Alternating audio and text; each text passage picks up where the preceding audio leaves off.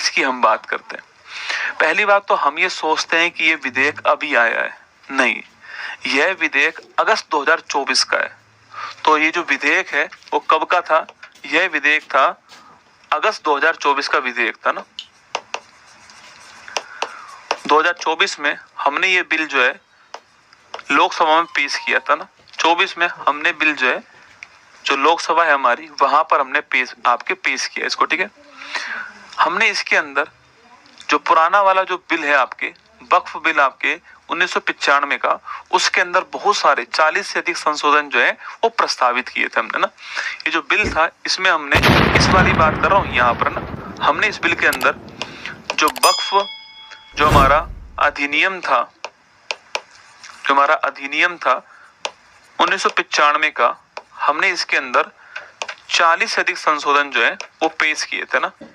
हमने 40+ संशोधन जो है वो पेश किए थे बिल, आपके इस अमेंडमेंट बिल के अंदर, ठीक है। ये इसके लिए हमने कमेटी बनाई थी आपके, जगदम्बिका पाल जो उनके नेतृत्व में कमेटी बनाई गई। अभी उस कमेटी की रिपोर्ट आई है और अभी इस कमेटी की रिपोर्ट ने फरवरी 25 के अंदर इसमें से 14 जो संशोधन है उनको मंजूरी प्रदान कर दी। तो अभी जो कमेटी की रिपोर्ट आई थी आपके 2025 के अंदर, इसमें से 14 संशोधन जो है इनको मंजूरी प्रदान कर दी है, ठीक है। अभी तक सारे के सारे संशोधन आपके मंजूर नहीं हुए, 14 को मंजूरी प्रदान कर दी है और उसके बाद में संशोधन बिल जो है लोकसभा के अंदर पेश कर दिया गया है, ठीक है। अब मुद्दा यहाँ पर ये आता है कि गुरुजी, पहली बात तो ये क्या है, ये संशोधन क्यों किया जा रहा है, क्या जरूरत पड़ गई? 3-4 क्वेश्चन आपके दिमाग में बन सकते हैं, ठीक है। तो पहला क्वेश्चन जो आपके दिमाग में बन सकता है वो ये हो सकता है कि वक्फ क्या है।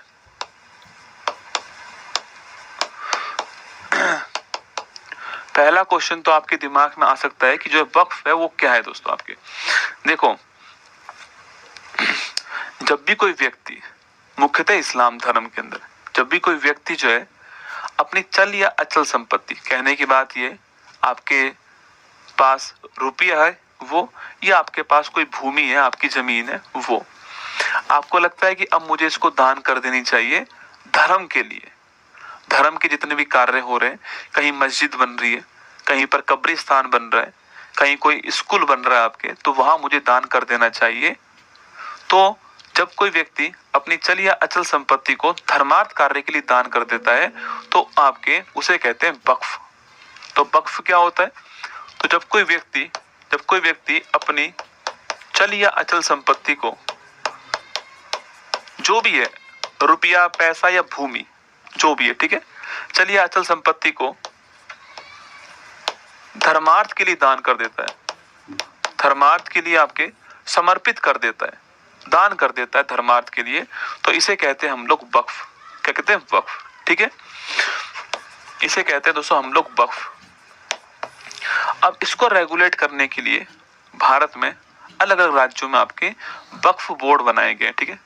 इसको भाई रेगुलेट भी करना पड़ेगा आपके, तो इसको रेगुलेट करने के लिए क्या बनाए गए? इसे रेगुलेट करने के लिए वक्फ बोर्ड जो है वो अलग अलग स्टेट के अंदर आपको मिल जाएंगे, ठीक है, अलग अलग स्टेट में मिल जाएंगे। यहां तक तो सब ठीक है। अब दोस्तों जो वक्फ संपत्ति है ये कितनी महत्वपूर्ण है, क्यों इतना हंगामा इसके ऊपर हो रहा है, आप आंकड़ों से समझिएगा कि भारत में तीसरे स्थान पर सर्वाधिक भूमि जो है वो वक्फ के बोर्ड के पास में। भारत में तीसरे स्थान पर सर्वाधिक जो भूमि है वो किसके पास में? वक्फ बोर्ड के पास में, या तो रेलवे के पास में इससे अधिक, या फिर डिफेंस के पास में। तो ये क्यों महत्वपूर्ण है? मैं आपसे ये कह रहा हूं कि जो वक्फ संपत्ति है ये क्यों महत्वपूर्ण है। भाई अगर ये छोटी मोटी चीज है तो फिर क्यों ही माथा मार रहे हो इसके ऊपर इतना, क्यों इसके ऊपर जो है इतना विवाद हो रहा है, हर कोई इसी में लगा हुआ है, हर कोई न्यूज चैनल इसमें लगा हुआ है। तो हमें समझना पड़ेगा कि भाई क्यों महत्वपूर्ण है। 1 लाख करोड़ रुपए से अधिक की संपत्ति है इसके पास में। कितनी है? 1 लाख करोड़ रुपए से अधिक। कई देशों की जीडीपी नहीं होगी इतनी, इससे अधिक की संपत्ति है इसके पास में। और सबसे बड़ी बात कि लैंड का एक बड़ा पार्ट इसके पास में, क्योंकि अधिकांश लोग क्या करते हैं, रुपया तो कम ही लोग दान करते हैं, अधिकांश लोग अपनी जमीन दान कर देते हैं कि भाई अब मेरा तो कोई उत्तराधिकारी है नहीं, तो वो अपनी जमीन जो है वो धर्म के नाम पर दान कर देता है, धर्म के उत्थान के लिए दान कर देता है। धर्म में आप मस्जिद बनाइए, आप कब्रिस्तान बनाइए या शैक्षणिक संस्थान बनाइए, जो आपकी मर्जी हो वो काम करो, दान कर दिया। ठीक है, अब देखिए मैंने कहा कि भारत में या तो रेलवे के पास है संपत्ति, रेलवे के पास भूमि है, या रक्षा मंत्रालय के पास भूमि है। इनके बाद में थर्ड सर्वाधिक जो भूमि है वो वक्फ बोर्ड के पास में, इसलिए महत्वपूर्ण चीज है, सर्वाधिक जो भूमि है वो इसके पास में। ठीक है, आपको ध्यान रखना है। ठीक है, इसको रेगुलेट कौन करता है? वक्फ बोर्ड करता है। समस्या दोस्तों यहीं पर है असली में, सब समस्या क्या यहीं पर है। एक्चुअली में इसके पास में जो पिछला वाला जो अधिनियम था हमारा 1995 वाला, इसके पास में दो ऐसे अधिकार हैं जिन्होंने ये संशोधन पेश करवाया। वो दो ही अधिकार है ऐसे। संशोधन क्यों आया? ये संशोधन जो है वो क्यों आया, जरूरत क्या पड़ गई दोस्तों ना? संशोधन आने का जो कारण था वो था वक्फ बोर्ड। एक्चुअली में ये मनमानी कर रहा है अपनी, एक वर्ड में कहूंगा आपसे, मनमानी करने में लगा हुआ है। मतलब भारत में आप सोचिए, भारत में कोई बोर्ड है और वो बोर्ड जो है वो किसी धर्म का है, अब वो किसी भी धर्म का हो, भारत में कोई बोर्ड है और किसी धर्म का है, और वो बोर्ड ये कहे कि मेरा जो डिसीजन होगा वो सुप्रीम होगा भारत में, मतलब मेरा डिसीजन के खिलाफ आप अपील भारत में कहीं नहीं कर पाओगे। मेरी बात सुन रहे हो? ये लिखा हुआ है बाकायदा कि जो वक्फ जो न्यायाधिकरण होगा आपके, जो डिसीजन वो दे देगा कि भाई ये संपत्ति वक्फ बोर्ड की संपत्ति है। पहली बात तो किसी भी संपत्ति को वो वक्फ बोर्ड की संपत्ति घोषित कर सकता है, एक तो ये अधिकार इसके पास में। अपने धर्म की किसी भी संपत्ति को, किसी भी व्यक्ति की संपत्ति को वो वक्फ बोर्ड की संपत्ति घोषित कर सकता है। तो एक तो पहला तो अधिकार ये हो गया, किसी भी संपत्ति को, किसी भी संपत्ति को वक्फ बोर्ड की संपत्ति घोषित करने का अधिकार इसके पास में, पहला तो अधिकार ये हो गया।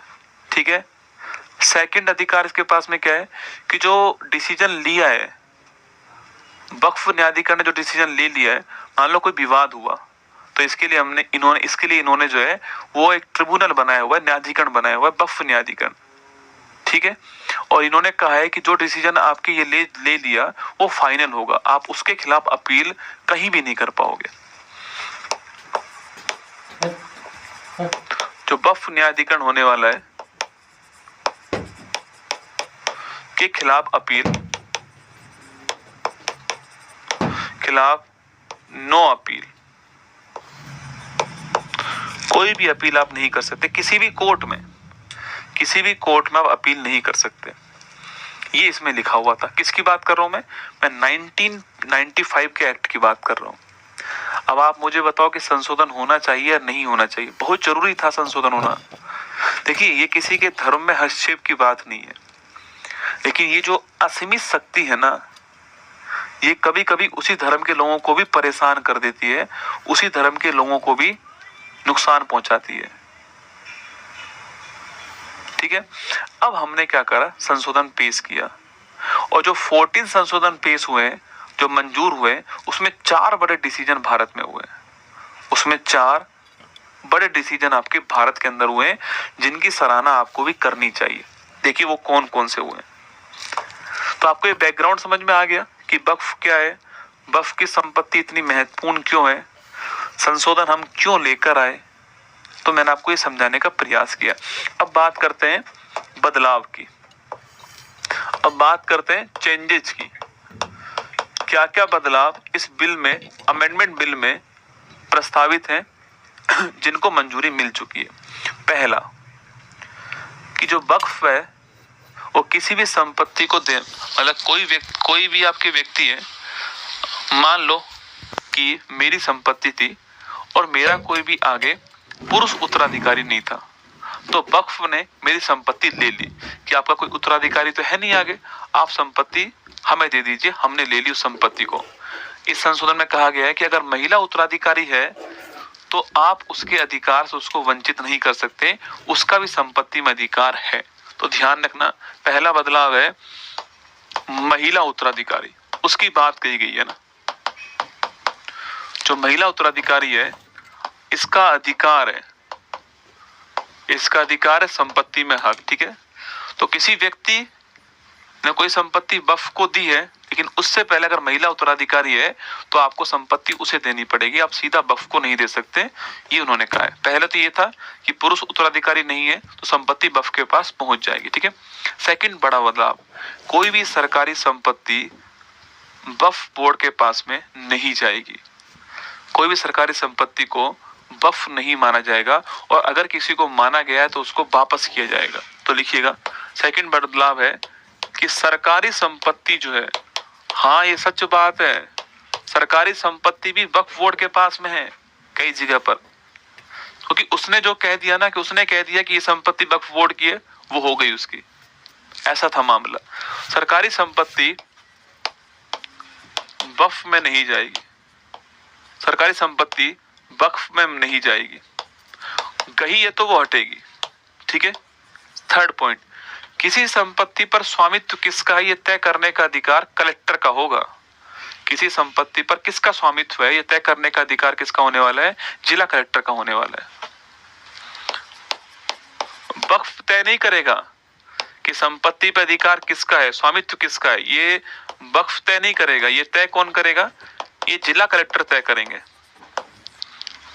किसी संपत्ति पर किसका मालिकाना हक है ये तय कौन करेगा, आपके वक्फ तय करेगा, आपको ध्यान, ये आपके डीएम तय करेगा। और सबसे बड़ा बदलाव जो है कि एक वक्फ परिषद बनाई जाएगी जिसमें गैर मुसलमान का होना भी अनिवार्य है।